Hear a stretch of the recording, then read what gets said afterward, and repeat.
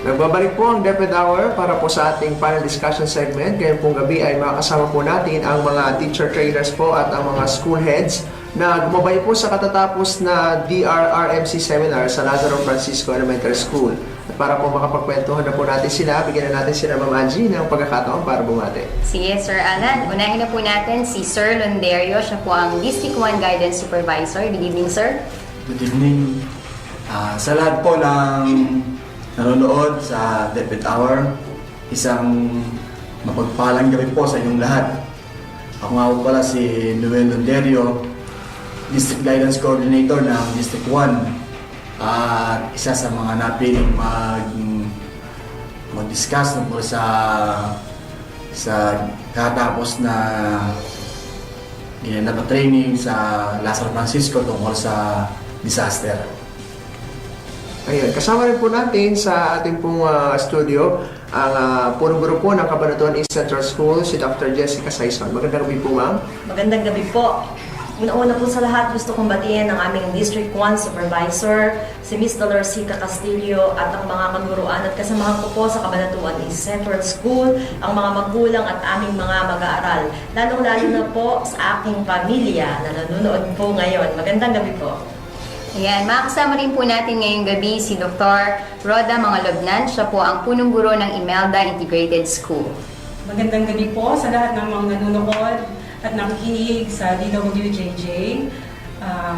Binabati ko po ang mga magulang, mag-aaral, at mga guro ng Imelda Integrated School. Galing din po ang aming District Supervisor na si Ma'am Dolorcita M. Castillo. Maraming salamat. Ayan, kapiling din po natin ang Head Teacher 1 ng Santa Romana Elementary School, si Sir Artemio Junicio. Sir. Magandang gabi po sa ating lahat at sa ating mga taga-subaybay sa DWJJ, DepEd Hour. Binabati ko rin po ang ating mga kasamahan sa DepEd, lalo-lalo ng ating mga co-teachers sa Santa Romana Elementary School at ang ating barangay din sa pamumuno ni Kapitan Agawili. Ganon din po ang ating District Supervisor, kay Ma'am Dolorcita Castillo, at sa ating po natin sa studio, isang magandang gabi po. Ayan po, nakilala po ninyo ating mga panauhin ngayong gabi. Magkwekwentuhan po kami tungkol po sa inisyatibo po ng Sangay. Kasi po pagkatapos nung Ma'am Angie, Yolanda, naging sensitibo tayo sa mga kalamidad. Tanong natin kung ano yung nag-udyok sa ating superintendent siguro o sa mga supervisor na isagawa yung ginawa nilang pagsasanay tungkol dyan sa risk reduction. Siguro si Sir Londerio kasi siya yung isa sa mga facilitator, sir. Muli isang magandang gabi po sa inyo lahat. Kagaya ng nasabi ng ating anchor, isa ako sa napili sa mag-facilitate doon sa kaya tapos lamang na training sa disaster. So, isa sa mga topic doon yung pag-rescue sa mga mataas na bahagi ng struktura o yung tinatawag na high angle rescue. So, doon diniscuss namin kung paano ba magaba ng mga victims kapag sila'y na-trap sa mataas na bahagi ng gusali. So, yun yung mga topic na diniscuss namin. So, marami pa yung iba naman, diniscuss ng ating CSR team. I think yung ating mga kaguruan maraming nahutunan doon sa training na yan. At ito po ba, sir, bago po tayo dumako doon sa sinasabi ng mga yun, ito po ba ay inisyatibo ng ating superintendent o ito po ay may direktiba mula po sa ating mataas na siya, sir? Yun po ay sa pakikipagtulungan ng ating city government. Dahil ito po ay initiative ng DepEd. Isa sa mga programa ng DepEd yun Yes, so sa pakikipagtulungan ng city, tinulungan tayo para makakandak yung training na ito.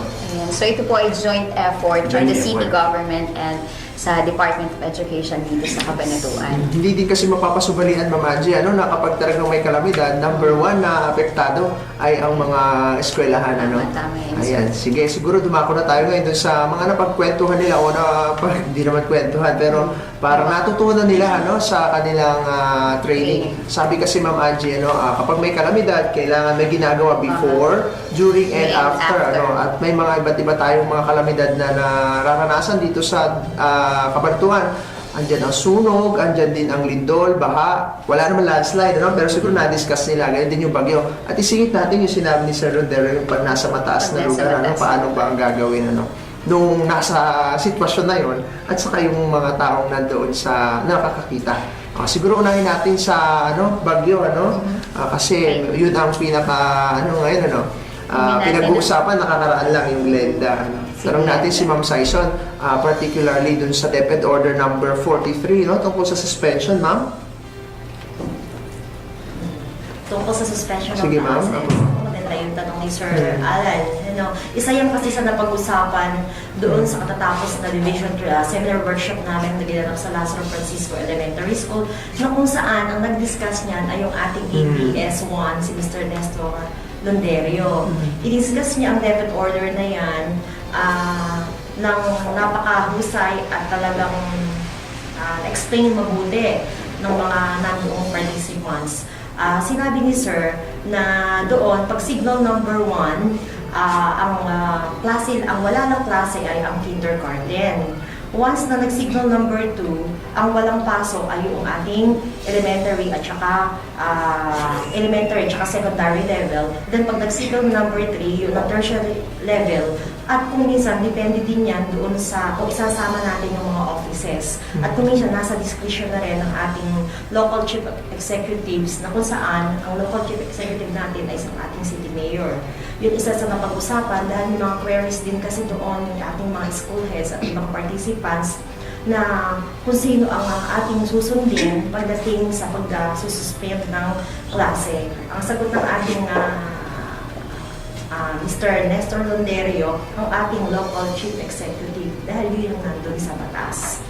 Ibig sabihin, pag idineklara ng ating city mayor na walang pasok, kahit walang signal po, inuulit ko, obligado po na hindi na tayo papasok dahil ang kanyang iniisip lang ay para sa kabutihan ng mga mamamayan sa lungsod ng Kabanatuan. Ayun, malinaw na malinaw po yan, ano? Sa inyo ba merong kanituan? Oo, kasi sir, especially sa Science High School po ay mayroong mga estudyante na hindi taga-Kabanatuan. So minsan nagkakaroon ng confusion kung may pasok ba o wala dahil nga dun sa declaration kung sino yung susundin. Yan. So, yan sir. At saka yung mga schools ngayon, meron ng mga may mga karatula na sila doon ng mga dapat alamin, o isa lang alam pagkatapos kapag may bagyo, regarding sa suspension ng klase. Yes, Ayan. Dapat tayo kay Mama Roda Mangonabdan. Natanong natin kung ano yung role ng eskwelahan, kapag may bagyo, siguro isingit na natin yung before, during, and after. Napakadami nung sasabihin ni Mama Roda. Tanong natin kay Mama. Yan, magandang gabi sa mga nanonood at nakikinig. Ngayong July, actually sineselebrate natin yung Disaster Prevention Month, na kung saan napaka-swerte ng Division ng Kabanatuan dahil sa pagkakaroon ng training ng Disaster Prevention Month. Dun sa tanong ni Sir Alan, sabi nga dun sa pamphlet na pinamigay, ang tamang kaalaman ay kahandaan at kaligtasan, lalo na po ng ating mga estudyante. Then yung sa tanong ni Sir Alan, ano ba yung before, during, and after? Siguro before, yun na nga yung ginagawa natin ngayon, sinasanay natin yung mga estudyante. Actually, doon sa Imelda Integrated School, meron na kaming inisyatibo na nung flag raising, nag-start po yung July. Actually, na-download ko po yung DepEd order na kung saan kailangan maghanda tayong lahat kapag may sakuna. Kailangan ito ay ating paghandaan. Ang sa ganon, ano bang sakuna yung dumating, prepared tayo. At alam natin yung gagawin. At sabi nga dun sa CESAR team na attendant ko sa training, sabi nga, huwag tayo magpapanik. Siguro, kalmado lang tayo at saka siguro yung presence of mind. Yun yung mahalaga. Kapag siguro during pag nandiyan na yung mga kalamidad, yung presence of mind, sabi nga, paulit-ulit na sinasabi, napakahalaga. At siguro po, yung after, nagkaroon din po kami ng, or tayo, simultaneous earthquake drill.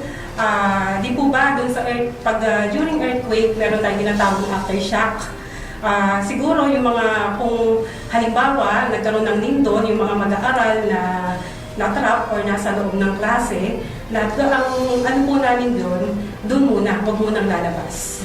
Siguro kapag nahinto na at wala na, pwede nang lumabas doon sa open area. Ayun, medyo nagpahapyawan na rin ni Ma'am yung sa lindol. Sa lindol. Bigyan natin ng senaryo. Ano? Halimbawa, ngayon ay suspendido ang klase, signal number 2. Ibig sabihin po, automatic hindi pumasok yung mga bata. Ano po? Ano na po ngayon ang gagawin ng mga teachers, ma'am? Kapag signal. Yes, ma'am. Opo. Halimbawa po, gano'n. Kami, halimbawa po, signal number 2, wala pong... Yes, ma'am. So kami rin po bang halimbawa kami po mga teachers ay pupunta rin po kami sa school or nasa bahay na din po kami? Ayan, magandang tanong yan. Ano? Actually, kapag signal number 2, di po ba nagkakaroon tayo ng make-up classes? Opo. Siguro wala na din pasok yung mga guro at saka mga estudyante. Pero siguro yung mga guro, ang unang part nila, ilikas muna yung kanilang mga gamit, especially yung mga important documents. Kasi ako, teacher ako ng Aka Elementary School, na kung saan ang Aka Elementary School isa sa binabaha na actually hanggang dito yata nung araw na yon noon. Kaya ako bilang guro, ang isa sa preparation ko, meron kami mga hanging cabinets na kung saan doon namin nilalagay yung mga important documents or much better, iuwi na lang. Kaya siguro bago magkaroon ng baha, isinop muna yung mga important documents. At yung tanong nyo nga, walang pasok yung mga guro. Ayan, thank you po. Parang may sisingit si ma'am. Ito na po ay isang discussion. Ano? Yes, ma'am. Gusto ko lang magdagdag. Yes, ma'am. Kasi yan, alam ko nang laging yan ang issue sa mga teachers. Kasi alam ko rin naman yung kanilang pangangailangan. May mga pamilya rin naman sila. At meron din silang kailangan magamit iligtas sa mga bahay nila galing itaas. Kaya ako katulad dito nung sa Cabanatuan East Central School, nung pumasok ka ng umagang yun, kasi nakita ko may mga teachers na rin na dumating at tinatanong nila kung meron din silang pasok. Dahil nag-announce na ako dun sa aming sa pager namin na alangang pasok. Ang tanong nila kung yung mga guro. Ngayon, ang unang initiative ko dyan, para rin ako makasiguro, nagtanong na ako mismo dun sa administrative officer natin, si Ma'am Emma. Ang sabi niya sa akin, ang mga teachers wala na rin pasok. Since nagkakaroon naman tayo ng makeup classes, therefore, kung magkakaroon tayo ng makeup classes, dapat wala na rin silang pasok. Dapat papalitan din naman nila yun. Diba? Kaya nga lang, ang school heads dapat nasa school.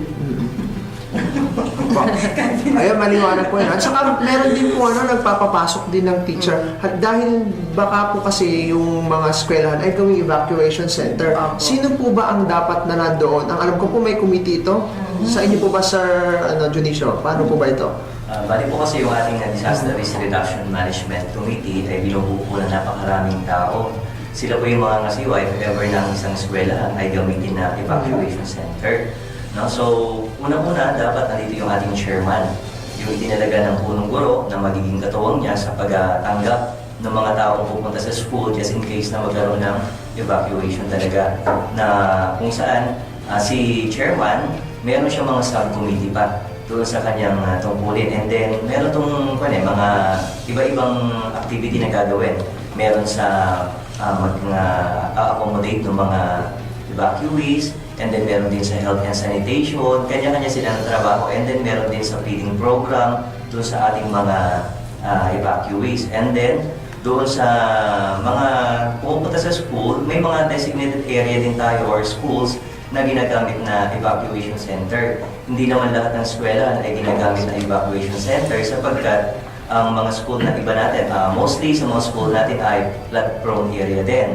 So, ang pangunahing ginagamit nating mga evacuation center ay yung mga malaking eskwelahan dito sa city. Like for example, yung Lazaro Francisco Elementary School, itong East Central Elementary School. Yan po yung mga pangunahing nating ginagamit pagdating po ng mga sakuna na kinakailangan i-evacuate yung ating mga kababayan. Parang napakahirap nung sinabi ni Sir, Pag hindi ka talaga handa, At nabanggit na rin ni Sir yung East Central School. May tatanong si Ma'am Angie. Ayan. Sige, ma'am. Ma'am, sa East Central School po ba, ano po yung preparations na ginagawa nyo? Given po na alam natin na ang schools po ang ginagamit as madalas na evacuation center. So, nabanggit po ni Sir Junicio kanina, may committee yan. Pero, aside po dun sa meron tayong committee, ano po yung mga preparations na ginagawa ng schools? Especially pag... Pwede na tanong, handa na ba sila, Oo, ma'am? Ano? ayan. Yes, ma'am. Okay, unang-una, gusto ko lang magsalita dun sa ano. Unang-una, ang Cabanatuan East Central School, siya nga ang ating pinakamalaking eskwelahan. Pero, ang East Central School po ay isa sa binabahang paaralan. So, hindi po siya Sa mga pinpointed? po, hindi po ginagamit. Ang East Central School, isa sa mga evacuation centers, since kahit ulan lang pong like regular, ay binabaha na po kami. Kaya hindi po kami ginagamit. Ang pinagamit po talaga natin ay yung Lazaro Francisco Elementary Schools, since sila po yung hindi binabaha na malaking central school natin. Kaya dapat po kami din po ay iligtas.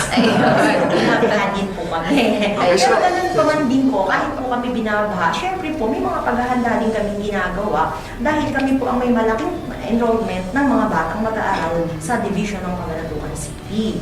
Ang aming pong mga bata ay well-trained po yan sa kanilang mga advisors na pagkaalam na nila pagbabaha na. Alam na po nila yung kanilang mga dapat gawin at alam na din po nila kung ano yung mga dapat nilang dinadala. Alam na rin, at pinasasabi po namin din sa kanilang mga magulang na kung ano yung mga dapat ding responsibilidad ng magulang in times of calamities. Inuorient po namin yung mga bata tungkol dyan. Since katulad nga po, hindi lang naman bagyo ang kalamidad natin, may earthquake din tayong sinasabi at may fire din. Pero sa ngayon, sabi nga po ni Sir Agustin kanina, ang napapanahon ay bagyo. Kaya dapat po, yung bagyo ang talaga pong pinaghahandaan natin ngayon. Lalo na po ang pinapasok nga po yung mga room, yung kanilang mga gamit, isa po yan sa nililigas natin katulad ng sabi ni Ma'am Mulagnan kanina. Ang mga gamit ng bata, gamit ng teachers, nakataas po agad dyan. Especially po yung forms ng teachers. Yung Form 137 at Form 138, kawawa po talaga sila pag yun ang nabaha. Dapat po yun ang kauna-unahang iligkas bago po yung sarili. Joke. Napakaganda sir yung sinabi niya ni Ma'am kanina na inform din yung mga magulang sa kung ano ba yung mangyayari at kung ano yung role nila kapag yun nga, pag nagkaroon na ng baha or anumang kalamidad dito sa atin. At iniligtas nila yung mga forms. Tanong naman natin sa Secretary, kung paano naman maililigtas yung ating mga sarili, kapag may bagyo, kasama na rin yung baha dyan, sir? So, ganito kasi yun. Bilang membro ng Division Reduction Management Council, isa ako sa mga ako yung napili para sa search and rescue. Yes, sir. Ang problema doon, nag-iisa lang ako. So, sabi ko nga, sa dami ka ako nang iniligtas sa abaratuan, nag-iisa lang ako sa DepEd. So, pinaplano na yung magkapatid ni Sir Nestor na sabi ko, bilang miyembro ng search and rescue, magbubuo kami ng grupo para kung may biglang pangangailangan sa mga eskwelahan, kaya namin pumunta mag-responde. Balak namin bumuo na isang quick response team. So, ang member doon mga teachers din. So, halimbawa, may nangyaring hindi nasa sa kabilang district. So, yung ibang district sama-sama para mag-respond sa pangangailangan ng ibang district. So, hopefully, sabi ko nga, this year matapos namin yung pagbubuo ng team na yun. Ayun. Maganda po initiative ni Sir, pero balik tayo dun sa mga tips na siguro kung hingin natin kay Sir. Kung paano ililigtas yung sarili natin. Ay, ito na yung bagyo, we are at the center of the calamity na nga na yun. Ano, Sir, paano natin gagawin yung iligtas sa sarili? What should we prepare? Parang gano'n, Sir? Sir Alan, ganito yan. Kaya kami, andito nga ang team namin, tuwing-tuwing na nagkakanta kami ng earthquake drill, diba? Fire drill, para pag dumating yung ganyang kalamidad, ganyan disaster, handa yung mga bata. Diba? Handa sila. So, sabi ko nga sa mga merong 2 palapag na eskwelahan, sabi ko, handang-handa ang team namin para maganda ng mga trainings para sa kanila. Hindi yung pagdating ng disaster, hindi alam kung ano gagawin ng mga bata. At the same time, pati yung mga teachers. So, kailangan, sabi nga namin, ang taong may sapat na kaalaman ay tiyak ang kaligtasan. So sabi nga namin, sige, andito kami, willing kami magturo. Kasi kung sabihin natin, kami lang tutulong para mag-rescue sa kanila, napakahirap para sa part namin yun. So andito kami, yung team namin magtuturo sa kanila kung ano ba dapat gawin. Ayan, siguro magbigay na rin tayo ng ano. May napapanood ako, Ma'am Angie, na parang tama ba na ihanda yung mga flashlight, mga ganun ba? Sir, kasama ba sa na-discuss sir? Yung kasama yun, yung Oo, first alam aid na alam si sir, oo, kasi scout din yan sir, sir. Sa, ano yan, yung bang, ano ba yung dapat ihanda ng mga Sige, bata? sir. So, unang-una doon, kailangan natin yung first aid kit natin.